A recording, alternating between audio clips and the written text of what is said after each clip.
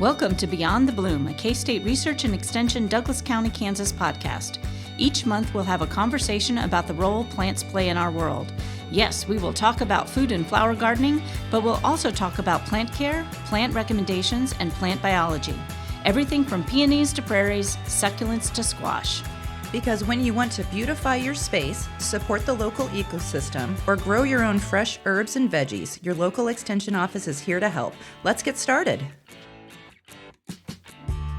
Hello and welcome back to Beyond the Bloom. I'm Sharon Ashworth. I'm the Horticulture and Natural Resources Agent for Douglas County. Hi there, I'm Niki Kenneth and I am the Program Assistant here at the Extension Office. And today we're going to be right on topic for this great fall weather. We're going to be talking about collecting, cleaning, and sowing seeds. So now's the time to start doing that. So we'll go ahead and we'll start with actually how you collect seeds. And mostly what we're going to focus on today are native plants, but you can do this with other perennials. What we'll start with is collecting. So now is the time. October, November are really great months to start, but you do need to check to make sure the seeds are ready to be harvested. So to do that, just keep watching the plants that you're interested in, and they need to be dry. So don't collect after a rain. But what you're looking for is the time of year when the seeds are loose from the plants. So you want to shake them a bit, see if the seeds fall naturally from the seed head. And then if they do, then you know that it's ready. So in order to go out and collect, make sure they're dry, not after rain. And another tip is just thinking about this for next year is you really do need to pay attention to labeling.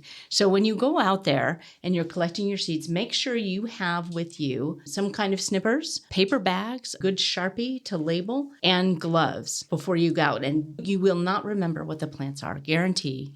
That you will not remember. So make sure you label. But we also want to talk about the types of places where you can collect seeds. Sure. Yeah. You always want to make sure that you are harvesting responsibly if you're harvesting native plants. So obviously in your own yard, you need to just make sure that you're not taking them all. You want to obtain permission if you are going on to private property, and you want to make sure that you're never harvesting rare or endangered plants and no more than 5 to 10% of any wild population. So you can check in your community. Sometimes there's opportunities to go out and there are events for collecting seed. And as Sharon already said, proper identification and to make sure you know what you're harvesting is important when you're taking a look at those in a couple of months. Right, because you'll look at those paper bags of seeds and you won't remember. Not at all. Yeah. But why do this? Why go to all this work? Well, if you think about it, think how much you spend when you buy native plants or other perennials. When you go to the garden store, it's over $4 for a 2-inch pot, up to $15 for a gallon pot of a plant. And a lot of our natives still aren't available at many retail outlets. So this is a great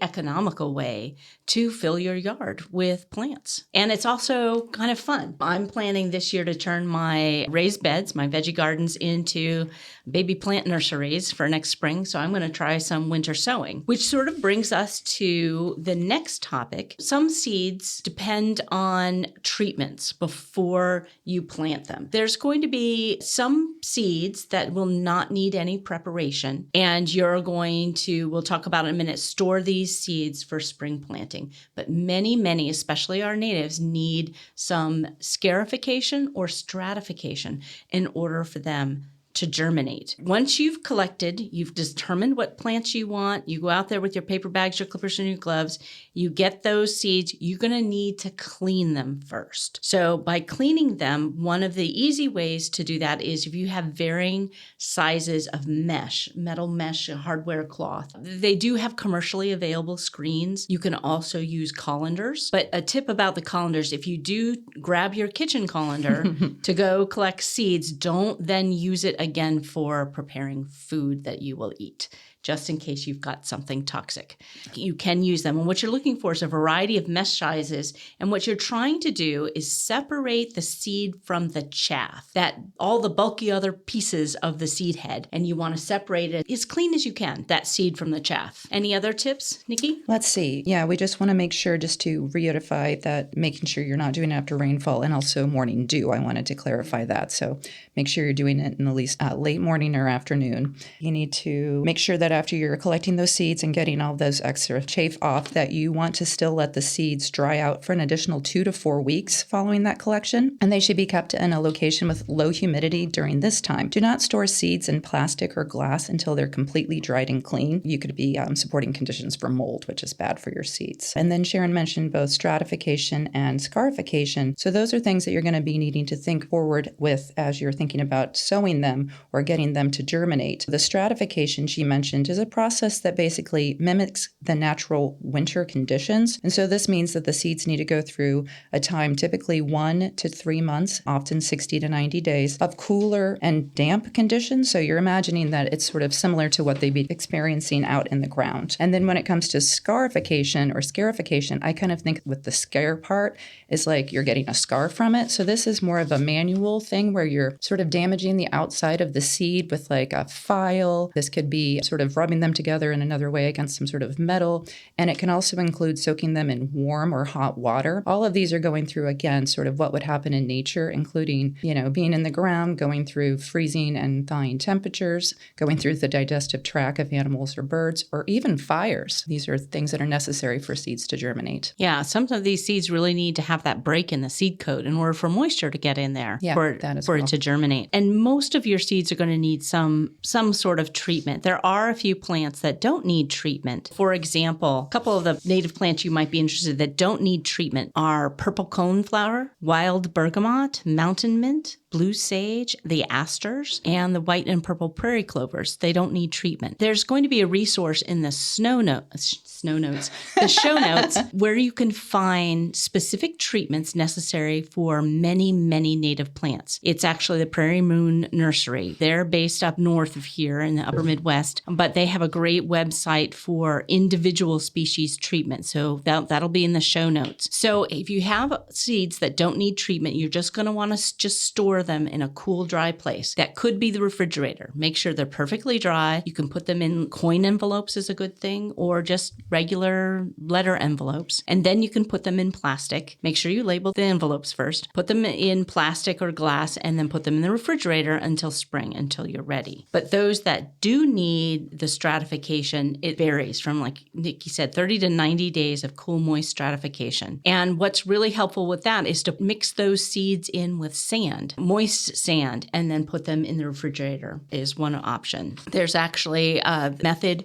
you can look up on the show notes again. Vinland Valley Nursery has a great little video of putting the stratification method using coffee filters in your refrigerator. That's a good thing to look at too. One little tip in cleaning these seeds, don't worry about getting it perfectly, all the chaff off. It's just what you can have at hand. One little tip for rattlesnake master, you may have seen they're the native plants that have the sort of spiky balls on the ends, the seed head. And another really low-key way of getting the seeds from that is to put them in a pillowcase and bang it with a rolling pin, get the seeds out. So it doesn't have to be fancy. Just try to get as much of the chaff off as you can. And then you're going to store it cool, dry location. Yeah, I will say that just to reiterate about that stratification, you mentioned the sand, but there's a couple of different options about that. You can place those seeds in a moistened paper towel, sand, peat, or vermiculite, an enclosed container or sealed plastic bag. And the stratification process can require, as I said, colder heat. For that cold stratification, you're going to want to put that in the refrigerator around 33 to 40 degrees for that 1 to 3 months, typically 60 to 90 days. Now, if it's the warm stratification, which is sometimes required, you're going to store that container where the temperature is between 68 and 85. You're going to be leaving those for, like I said, 1 to 3 months, but you do need to check back periodically for excess moisture. And so you're going to want to make sure that if there is any sort of fungal action going on in there or mold, you need to remove that quickly. So you do need to kind of keep your eye on them, make sure it's not getting out of control. Right. You should check back in your refrigerator where you've got them stored to make sure isn't mold and sort of take care of that right away so you can save the rest of your seeds. And as you said, in nature, nothing's perfect. So I think, sometimes people think that it needs to be, 100% this way. And, really, it doesn't need to be that precise. No. So there are a couple ways. We've been talking about storing seeds in the refrigerator. So you would do that stratification method and then put them out in. You can actually then plant the seeds seeds and start them indoors or outdoors. So indoors would be like any seed starting where you have a tray of potting material, not soil, but potting material, and you'd start it like any of your vegetable indoors. But if you have a space, what's really kind of easy to do is to do it outdoors, just as nature would do it. You would clean your seed, you'd store it until you're ready, and then come December, January, plant them outside. If you have a raised bed or a cold frame and you can mark where you've got your seeds, you can go ahead and sow them outside. Now, there's a couple ways to do that. You can, like I said, you could use a raised bed, you could use a cold frame, or you can actually recycle your milk jugs. Correct. And what you do is you just take your milk jug, cut it in half, you fill the bottom of it, make sure it's on a hinge. Don't cut through the handle. Right, the whole thing. Yeah. Mm-hmm. And you fill that with about 4 inches of potting soil, and then mix your seed with a little bit of moist sand, sprinkle that on top of the potting soil, press it in. These seeds do not need to be covered with a lot of soil. They just need to contact the soil. Right, correct. And then you put the top back on, hinge the milk jug back on, you tape it around with duct tape, and then put it in not a place that gets full sun, but put it in a part shade, part sun location in your yard and just let it sit there over the winter. Check on its moisture. Right. So yeah, make sure, because it's not going to be getting a lot through there. I think it is important to mention that this is a super easy way to do it because you are sort of just mimicking what would happen naturally. And as I just got in my car outside with the windows up and it's super nice out and was hot, you do need to make sure that these are not going in direct sunlight. So choose a cold location. Ideal locations would include unheated porches, sheds, cold frames on the north side of your house, because you're wanting the temperature range in there to kind of stay around freezing, 35 to 45%. But since you're using that milk jug with only the tiny hole at the top, you can open that to make sure that it's not building up too much heat, but it does still need to get moisture, like if it were raining or snowing here. That approach protects the seeds from rodents and birds that might be getting in there and messing with that over the winter. That is one of the reasons people turn to the milk jugs, is because, one, they know where the seeds are, and they know whatever's growing in there is a seed, not a weed. If you've got it out in your yard, which is perfectly fine. Right. But if you don't know what it looks like when it's a seedling, right, that's going to be harder. Right, especially if you end up with a couple of different looking plants. Right.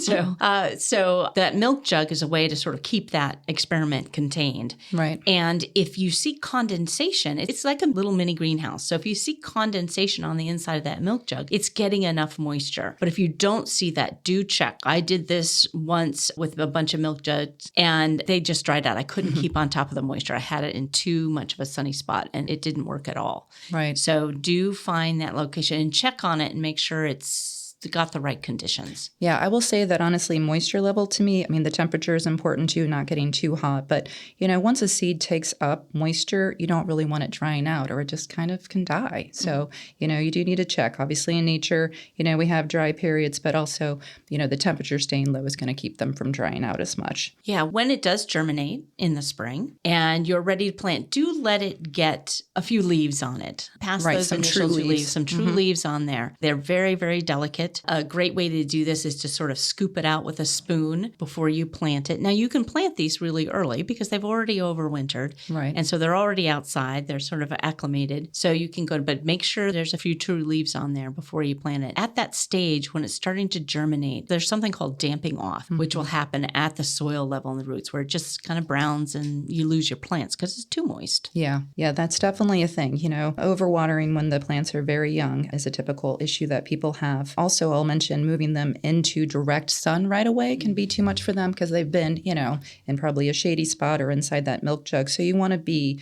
slow. It's just like when you have houseplants and you're moving them out when it's spring. You can burn them even if they're full sun plants because it's just too much too fast. And again, as you get those planted, you want to watch for rodents, birds, and slugs that are out there, trying to take out your new little planties. Yes. But this is just a great way to get some more plants in your landscape. Yeah. It's very economical and it's worth a try. If you can go around, you can collect seeds from maybe a few neighbors. Oh, yeah. Especially if you get that genetic activity. diversity. Right. So collect from each other's plants, experiment. And then if you have multiple of each type of plant, you can trade. Oh, yeah. Maybe somebody's plant, coneflower, didn't work. Right. And another person's plant did work. Like if you're trying... like Baptisia or, Asclepius. There's so many fun ones that we can, do around here. And, Asclepius in particular, that's milkweed. Everybody's so much more into that right now with the monarchs. Right. And you can share and you can trade. And what works, you get together and say, okay, well, what germinated? What did, and then swap plants. And then you can add them to your landscape. Oh, yeah. I would say, when you're doing this, as you're collecting them and you want to be finding out specifically what it is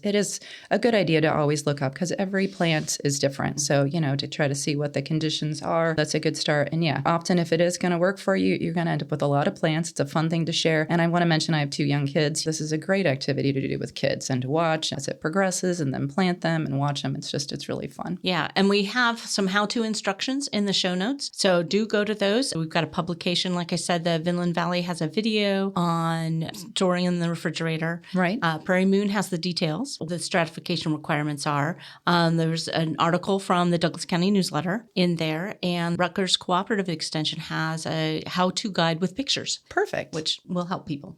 All right. Well, good luck with all of your collecting and sowing of seeds. And hopefully you have a great productive next spring. Yeah. And if it works well, give us a call. Tell us how it worked for you and what you were able to grow. Thank you.